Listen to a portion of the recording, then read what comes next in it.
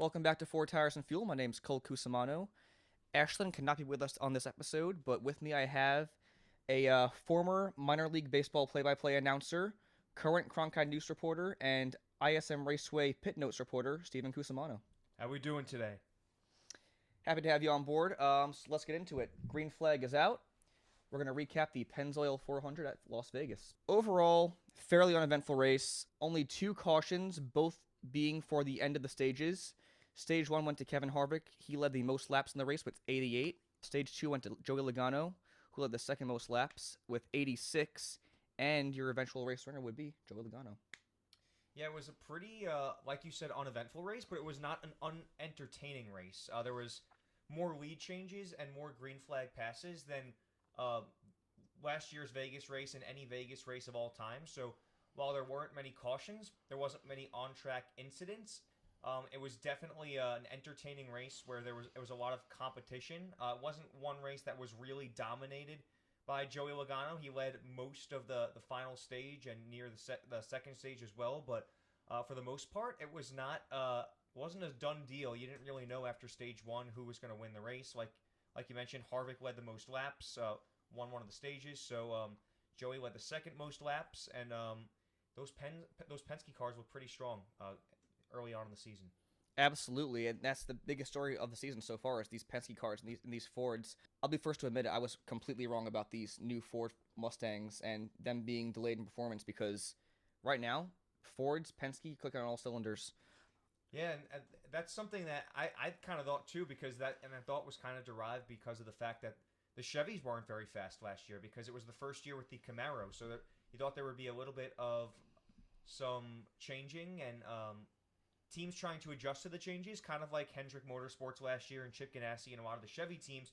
So I think what we're starting to see now with early on this season with four races, or at least three races under our belts, is that it's more of a sign of the times that the Fords are indeed the fastest cars in the garage on a week-to-week basis, and it wasn't so much of an adjusting period for the Chevy cars. Now it seems like the Chevys are kind of lacking in performance, even after a full year under their belts with the Camaro. So if you're Hendrick Motorsports, namely, or one of the other Chevy teams, Chip Ganassi or RCR, trying to figure out why this is, and maybe you're starting to see that, like I said before, that wasn't necessarily the reason why they were so slow last year. It was not because of the new car. It was because they actually do lack in speed compared to the Fords and the Toyotas at this point in the season. And you know what? It really is very early in the season. We've only had three races under our belts. I'm not going to stress it too much right now, but I do think if you get to like maybe 10 races into the season and we're still lacking in speed, lacking performance, then there could be a cause for concern. But again, it's early, so we'll see. And I think historically too, it's at least for Hendrick Motorsports, it seems like throughout the years they usually don't get off to a slow start, but they tend to definitely get better as the season progresses. I mean, history will tell you that it happens with the 48 team. It used to happen with the 24 team. So that's one thing to keep an eye on, and maybe that could even be just the way that the circuit is laid out. They could perform better at the later tracks in the season, but in general, these teams just start to come around later in the year, and we're going to get to our first 1 mile oval this week. So we'll start to see the way these things sort of look once the new Aero package kind of has a chance to settle in under every type of track. And it's not to say that the Chevys aren't performing. You have all these guys like Kyle Larson, Kurt Busch. They're up there in the top 10. They're leading laps. It's just they can't close and get that win.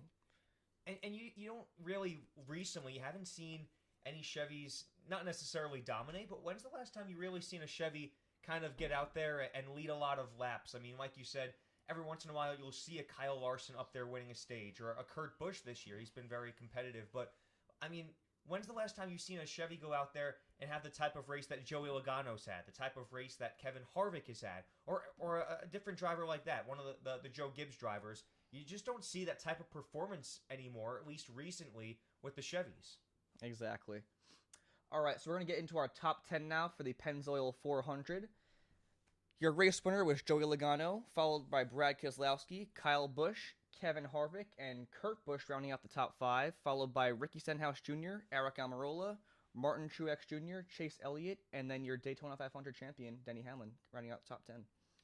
So yeah, a lot of kind of the same suspects as the race in Atlanta, and then you can kind of throw Daytona out of the way because of how many wrecks there were on the track and how odd of a race that was. But I mean, really, for the most part, that top 5 looks to be, if you were doing a power rankings entering this week, that looks to be your top 5. The Penske guys have looked close to unstoppable with Joey Logano and Brad Keselowski, and Ryan Blaney waiting somewhere in the wings. But right behind, not too far behind, you have the Joe Gibbs cars, namely Kyle Busch.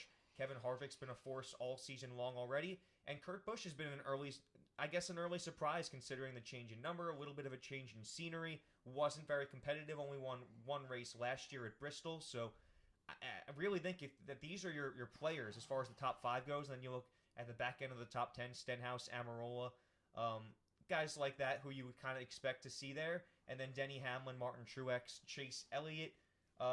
That's kind of a good gauge as to where the field is at right now. And I do think this is a good sample of what we're going to get for a good majority of the year. Penske team, Logano, Keselowski, back-to-back wins. And then you got Phoenix coming up.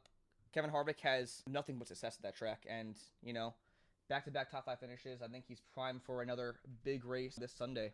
Yeah, and you kind of get the sense that he's like a sleeping giant or a dormant volcano just waiting to win a race. With as many races as he won last year and wasn't able to cap it off with the championship, he's had good runs, obviously finishing in the top 5 this past week. I mean, Kevin Harvick is really as consistent as they come, especially the past few years on a week-to-week basis, and especially at Phoenix. There has been absolutely, I would say there's been nobody better at any track on the circuit than Kevin Harvick has been at Phoenix in the past 5-10 years, really just since the repave, which was in 2011, I believe. So really since that timetable, there's been nobody better at any track. You can argue maybe for a Jimmie Johnson at Dover or a Brad Keselowski at Talladega, that sort of thing. But as far as dominance, leading a percentage of the race's laps, as well as winning the races, there's been nobody more dominant than Kevin Harvick. So he's obviously the favorite this week. There's no question about that, even with how dominant the Penske cars have been early in the season, winning 2 of the first 3 races. Following the race, Brad Keselowski, runner-up, had some comments about Joey Logano, basically saying that he didn't race him hard enough. He kind of cut him a break.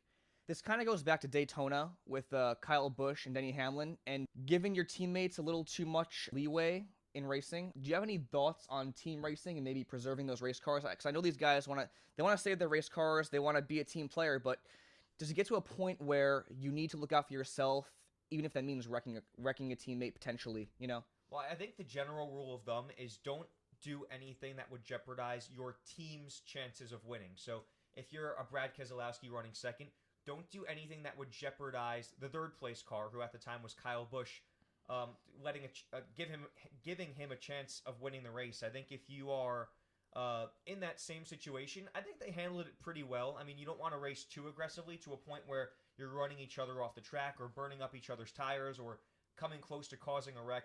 I want to say that they handled this pretty well. Obviously, if you're Brad Keselowski and you're going for that second win in a row and you're obviously not content with finishing second, of course you're going to say you didn't race him hard enough.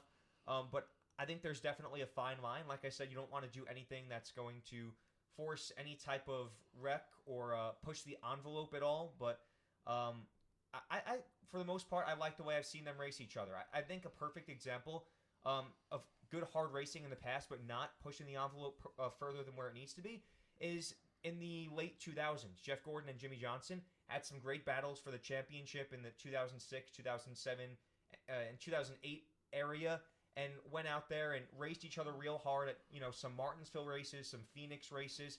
That's a perfect example of having respect for one another, not trying to wreck each other, and just doing just enough to make it so that one of you is going to win the race, and you clearly respect each other, and you're not going to push somebody off the racetrack just to intentionally wreck them and win the race. I think that they did a good job of finding that balance, and I think part of that comes with because they've been teammates for a couple of years now. They've become very comfortable with each other ever since Joey Logano came over to Penske Racing several years ago. And kind of going off of that, this is the third race in a row where the second place car has run down the car in first place on the final lap. I think this is a great testament to the new aero package, and I think it's a great thing for the sport right now. Yeah, at this point, there really isn't a ton of bad things to say about the changes. It seems as if a lot of the drivers know that it's for the better as far as entertainment goes, as far as things for the fans go, it makes the sport more entertaining to watch. We mentioned earlier in the show that there was a lot of green flag passes. There were over 40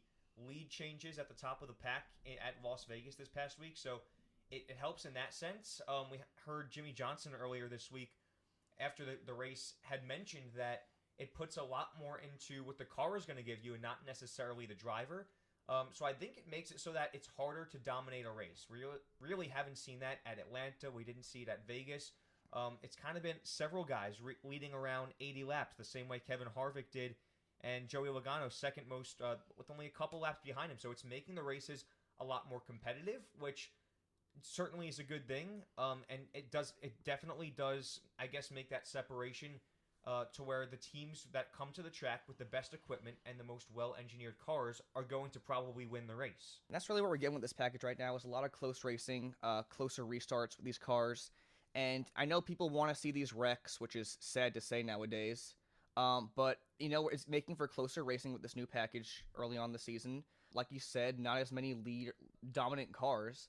So it's making it very interesting to see who kind of rises to the top at the end of these things, because it's really unpredictable at this point, And I really get the sense that the drivers, nobody's come out and publicly really said it yet because they don't want to be, I guess, scorned upon by the higher-ups at NASCAR, but I kind of get the sense that the drivers are frustrated. We saw some things from Clint Boyer about the race, how he was running wide open the whole time and really just wasn't getting what he wanted out of the car.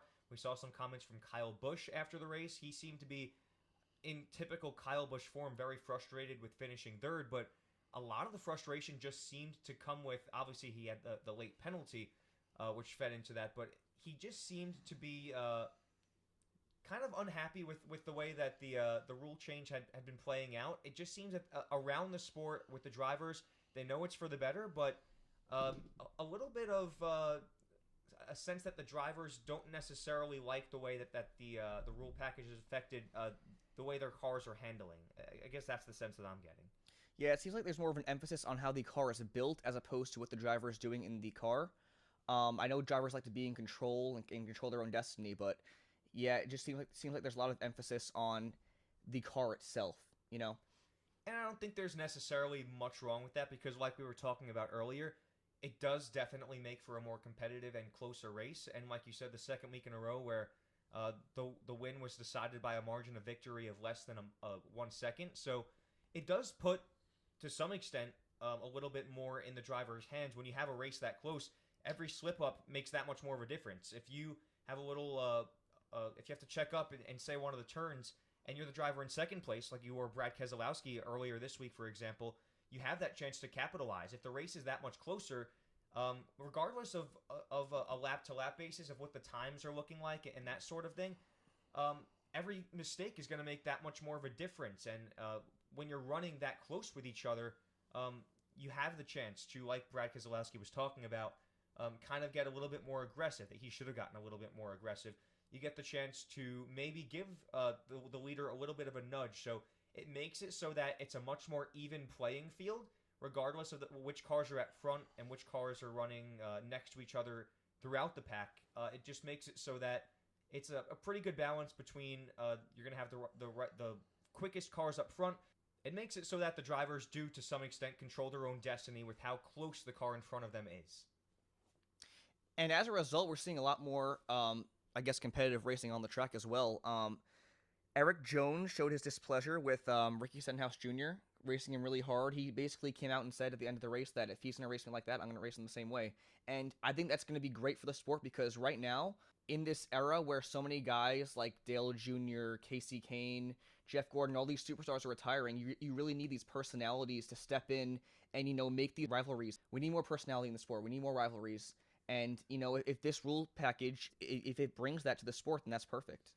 And we've kind of seen in the past, when this sport is doing its best, it's not necessarily because it's been really competitive on the track, but it's the personalities that are in the sport. Like, one of the golden ages of NASCAR was when Dale Earnhardt was around. You didn't have to be a NASCAR fan to know who Dale Earnhardt was. You kind of need to start seeing those personalities come out. That's why Jeff Gordon was so popular over the years. And I think a good example is the way Jimmie Johnson has always been so ridiculed for being quote-unquote vanilla driver, a guy that hasn't had much of a personality. You're seeing a lot of guys like that, like out of the younger guys. I'll pick William Byron, a guy like Eric Jones, who haven't shown a ton of, I guess, fire on the track, and in terms of getting angry, and it's not necessarily something that they have to do. And like I said, Jimmie Johnson's a good example, but if it's going to make everything that much closer, make that much more even of a playing field, you're going to start to see a lot more of these on-track rivalries running close in the packs. And once you get to some short tracks, and I think you can even, looking at how close the packs have been early on the season, you can count Phoenix, even though it's only a 1 mile track, you can kind of count that as one where the cars are going to be in very tight windows, and when the cars are and the drivers are driving that much closer with each other and creating those types of rivalries, they're going to become pretty fed up with each other. And like you said, that's going to create a lot of drama in the sport, and I think that's something that definitely that NASCAR could benefit from. And it's not to say that there's no personalities in the sport per se. You see guys like Bubba Wallace, Ryan Blaney, all these guys, even Kyle Larson, that have a lot of potential to be that guy that steps up to be that personality of the sport, the face of the sport. It's just that they haven't really took the initiative to, be aggressive, make these bold moves. But I really think this package is going to bring out the best in these guys. Like I said, Bubba Wallace, Ryan Blaney, Kyle Larson, Yeah, and again, to kind of a little bit reiterate what I just mentioned, when you're racing that much closer with each other, it's going to definitely make for a lot more tight situations, and not necessarily incidences where you have to crash the guy that you're getting angry at, but if it's late in the race and you're trying to, like I said before, push the envelope and get that extra spot, get that extra point, even if that's the end of a stage, you're going to have a lot more tight situations, and it's going to make for a lot more of the personality starting to come out, and a guy like Eric Jones, who hasn't had a ton of on-track rivalries throughout his young career, and you'll start to see those budding as the racing quarters continue to get even closer at a shorter track like Phoenix. All right. And one more thing I wanted to say, just before we get into our really special segment here, really quick on 4 Tires and Fuel. This Pennzoil 400 at Vegas was the most watched event in the U.S. on March 3rd, and the race actually went up 8% in viewership since the last race at Vegas. And I think at this point in time, that's more of a big deal than maybe what people want to give it credit for, because NASCAR, it's no secret that throughout the past several years that the ratings have gone down a little bit, and the fact that it spiked up that much, 8% in ratings, kind of a big deal, because you're not only competing with NBA basketball now, but you've got football airing these times. In the Alliance of American Football, you had some big games on NFL Network and CBS Sports that you were competing with, and then you had a total of 1, 2, 3, 4, 5, almost 8 NBA games that you were competing with, including one Rockets Celtics. Just as I look down the line, a couple of pretty good matchups. The Thunder and Grizzlies had a game that night, so competing with some pretty high-profile sports, and the fact that this race that was on at, I believe, 1 o'clock Mountain Time was the most watched sporting event on March 3rd. Obviously, NASCAR isn't exactly where it wants to be right now, but that's a terrific step in the right direction, especially as we mentioned earlier, you start to see these new personalities and young drivers start to emerge, and they get their names out there. Maybe you're drawing a little bit of extra viewership, even if it's just an extra couple hundred people per week. If you find a driver you like and you start to follow the sport that much more, it makes it so that you go to Phoenix and maybe you'll have a lot more heads watching the race. On February 28th, Jimmie Johnson made a trip out to the Estrella Vista STEM Academy in Avondale, Arizona, to talk the importance of technology in NASCAR to students K through 8. Ashlyn and I, as well as our guest today, Steven, were fortunate enough to be on the scene and be able to talk to Jimmie Johnson. So here is what we got. In reference to technology in NASCAR and parts failures, Jimmie Johnson had this to say. We've absolutely seen that already. I mean, you used to see a lot of engine failures in a NASCAR race, especially a 500 or 600 mile event, and we don't anymore. And that's all based on technology and science driving that. So, in NASCAR specifically, the sanctioning body works really hard to limit technology because they're trying to keep the expenses down. When you look at something like Formula One, it's kind of the other way around. They want that technology and they want to have the most unique cars on track, and their racing budgets kind of reflect that. So two different strategies, and it depends on what you're into. But I think both provide great entertainment. They're cool to see, cool to watch. Jimmie Johnson's favorite win at ISM Raceway? For me, I think back to, I think it was 2008. We won the race, and I was racing for the championship against Jeff Gordon at the time. Jeff was somebody I looked up to from a very young age. He opened doors for drivers like myself to come from non-traditional stock car world into stock car racing. Then he handpicked me. I'm driving his team that he created, and I won that race and knew that I had the championship in the bag, leaving here, going to Homestead against him. So, and he came into victory lane waving a white towel. I know it's not his best moment, you know, if you asked him that he was surrendering, but for me as a competitor and just the respect I have for him and the how thankful I am for the opportunity he gave me, it was just a crazy moment in time for me. We also caught up with Jimmie about running the Boston Marathon in a few months, and here's what he had to say. I mean, I knew in November I could start running it, so I tried to get my base miles up. That was going well. I've had probably 3 little injuries that have set me back. I had one that's lasted 3 weeks, and this is my first week without any pain in my right knee. So, the volume of running, and I set a lofty goal. I would like to try to break 3 hours. With my setbacks, I'm not sure it's going to be possible, but I'm just such a competitor. I've got to set marks out there to go chase. So I've learned a lot about what's needed in marathon training, and certainly have had a lot of learnings of just fighting through my own mental deal of like, okay, that's far enough, or no, I'm not getting up that early. I've really had to commit to this thing. I think that's made me stronger in general. Asking Jimmie about his favorite track, here's what he had to say. For me, there's so many great things, and I'm so fortunate to race, in a national sport and get to see all these different states. For me, when I come to Phoenix, we usually do night mountain bike rides, which are so fun out in the Australian mountains over here next to the track. I can get back to a proper carne asada burrito, and I can have In-N-Out burgers. So, and it's very close to home for me. So, it's hard to pick a favorite, but coming to Phoenix, there's a lot of good things that I get super excited for. There's been no secret to Jimmie Johnson's struggles over the past few seasons. Here's what he had to say about the possible pressures of the youth movement that NASCAR is currently overtaking. Yeah, that's one of the cool things about being the veteran and having experience on your side, that you know what you need to worry about.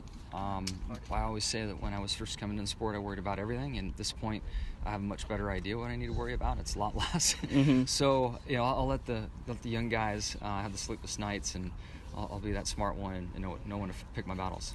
Ashlyn, Steven, and I would love to extend our endless gratitude to Jimmie Johnson and the great folks at ISM Raceway and the Estrella Vista STEM Academy for their time. Looking ahead to the 2019 Ticket Guardian 500, last year in the spring race at ISM Raceway, Kevin Harvick capped off his 3-race win streak, as he always seems to do at Phoenix, leading 38 laps after Kyle Busch finished second, leading a race-high 128 laps.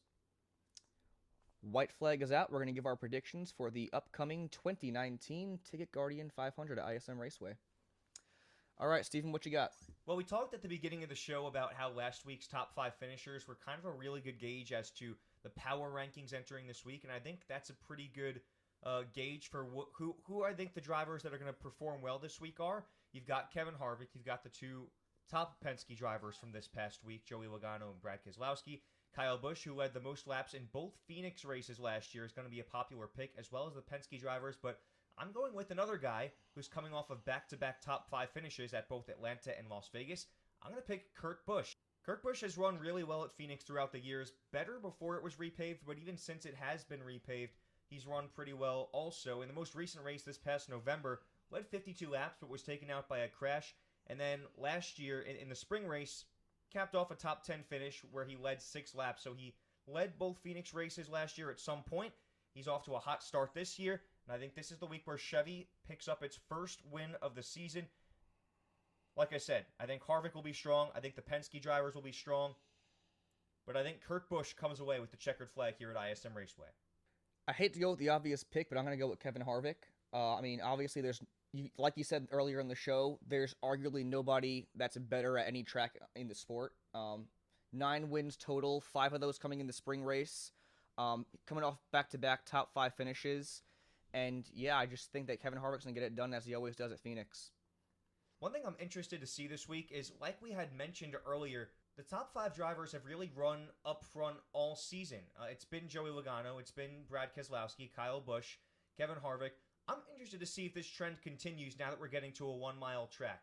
That's the one thing that I think I'm going to be watching for, is what other drivers kind of get up there in the mix, or is this something that we're kind of going to get used to seeing all year long, the same way that it was the big 3 last year, and then Joey Logano popped in later in the season and ended up winning the championship. But with this new package, is it going to be so that it's the same 5, 10 handful of drivers running up front all season long, or is that something that is going to change week to week like we've seen in years past?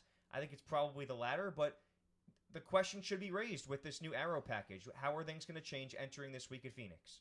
I really do think this race in specifically, we are going to see quite a few drivers that kind of rise to the top that were not really there in these first few races. Namely, I really think that Chase Elliott has a great shot at winning the race. He has a great record there. I think he had the best cars out of all the drivers in the field in the fall race. So I think he is another great pick to win this race. But yeah, like you said, it'll be interesting to see if those top 5 guys can really keep it up, or if some guys are going to rise to the top and give them a run for their money. Another thing I'm going to be keeping an eye on this week is another thing that we kind of mentioned earlier. A lot of these drivers have been racing in very, very close quarters with the new Aero package, and how closer the competition has been. It's all going to come on an abbreviated track now. We're coming off of back-to-back 1.5-mile tracks, and then Daytona, obviously, in week 1.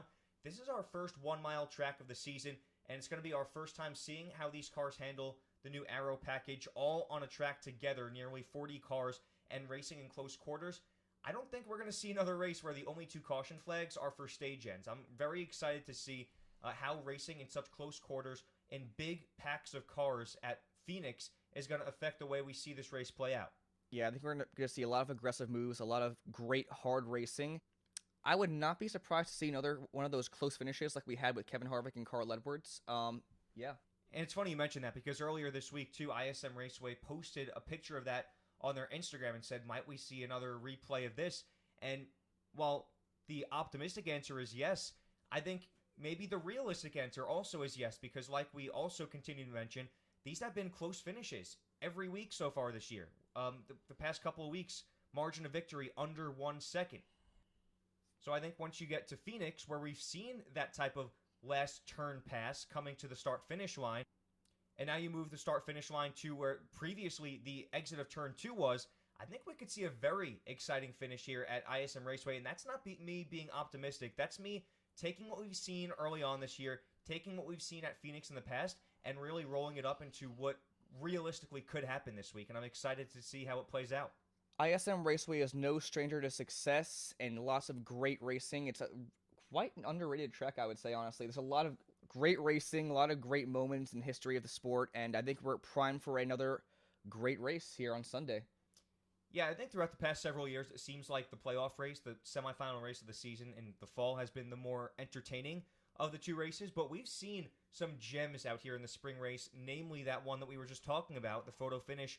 That was Carl Edwards and Kevin Harvick. So I'm really excited to see, again, what we can get out of this weekend's Ticket Guardian 500. All right, that's all we have for you today. Steven, thank you so much for joining me today. I really appreciate it. Anytime, bro. Thank you for listening. My name is Cole Cusumano. I'm Steven Cusumano. Thank you for listening to 4 Tires and Fuel. This is Jimmie Johnson.